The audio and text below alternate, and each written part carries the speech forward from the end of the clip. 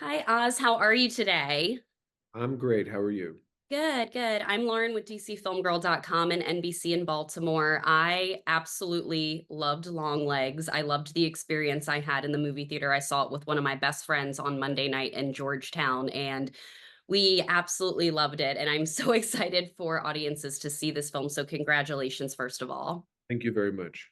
Yes, I loved the featurette that Neon released of Maika's heartbeat. That made me so intrigued for the film, and that was easily one of my favorite scenes in the movie. Take me back to that scene where Maika's character Lee does see Longlegs for the first time. I'm actually curious how far into production that was.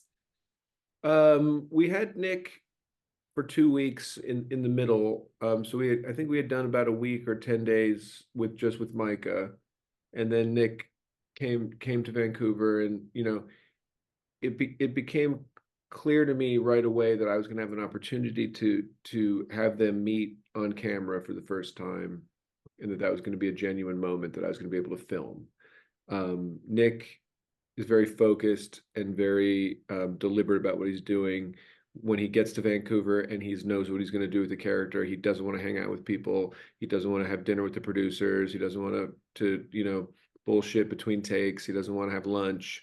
He wants to be not um, not method acting like lost to the rest of the world, but just focused. So he talks to me and he talks to me as Nicolas Cage, but he doesn't want to talk to anybody else. So it became apparent that that was going to happen anyway, that she wasn't going to meet him anyway. And so I had this opportunity to just have cameras rolling when she first beheld him, right? She didn't had never seen his makeup, she had never heard his voice, she didn't know what he was doing with the part. She'd obviously read the script, but she didn't know what he was doing or what he was going to be like. And it's Nicolas Cage on top of it. Right. So I felt like she was probably going to be going into a pretty charged moment. So we just got it ready. We brought him in first. We had two cameras rolling. Um, and she was standing outside the door, and we made everybody be quiet. And I sat in there with my director of photography and my camera assistant and the assistant director, just kind of the three of us on the floor, and then her and Nick. Mhm. And yeah, you saw she was pretty jolted by the whole thing. Yes, it was like it was very, very frightening. I loved that scene and thank you for sharing that. That's really, really cool. How did you decide the moment in your film when you were going to reveal Longlegs' face? Um, Well, it's written that way in the script for the most part. The script suggests that we don't really get a good look at him until we do, and that then when we do get a look at him, it's very kind of no nonsense. It's like there's no pomp or circumstance around it. There's nothing kind of ominous about it. It's very like here he is. This is what he's like. And the idea was sort of to live in this polarity where you've got this kind of all-encompassing monster that no one can seemingly defeat or identify or capture or stop, who's Right. always kind of crowding the edges of the frame. But in reality, he's just this kind of busted, pathetic piece of shit, like serial killer who's got nothing left, right? And so we just wanted to kind of pull the curtain off and have it be just like seeing someone naked, like in bad lighting. And just like that's it. There's nothing so monstrous. I mean, he's monstrous, but there's nothing so like potent about him. He's kind of weak. Yeah, yeah, for sure. I loved kind of watching the story through Lee. I felt like I was really alongside of her in this journey, which was one of my favorite parts of the film because I loved putting the pieces together along with her. One of the last times I felt like that was with David Fincher's Zodiac. And I am honestly, just curious. I am just, how did you decide how to kind of take the audience and watch, like we're kind of watching it with Lee. I don't know if that was like your intention, but I felt just like very in tune with her. Intention is a weird thing because it's very hard to intend anything, really. Like the thing that you intend is to do is it sounds so kind of corny, but you just intend to do your best to make something that you think is cool and something that you think that you would like to see and something that you would stand by.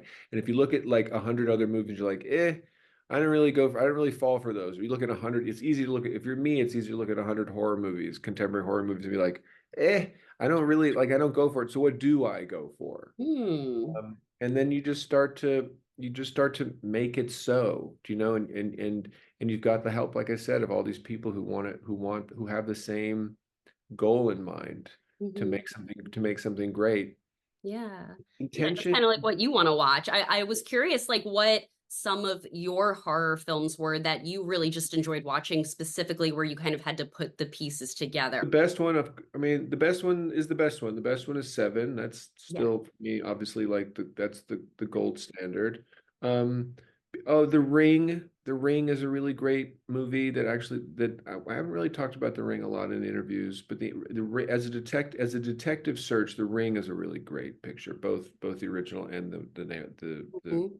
So I actually watched your film, The Black Coat's Daughter, years ago, and it was one of my favorite horror films. I love Emma, Lucy, and Kiernan, and I revisited it just this morning after Longlegs. But there is kind of a theme of isolation and what happens to people what happens to a person when they become isolated. And that was a big theme I felt again watching Black Coat's Daughter again this morning, even after I saw Longlegs. It's just kind of that theme of isolation. I think I think that Blackout's Daughter was the first thing that I made, and therefore was the truest, sort of closest to the center for me, right? And probably the most like right on in terms of what I like, as like we're talking about, Right. or how I see the world, or how I see the world through a movie or something.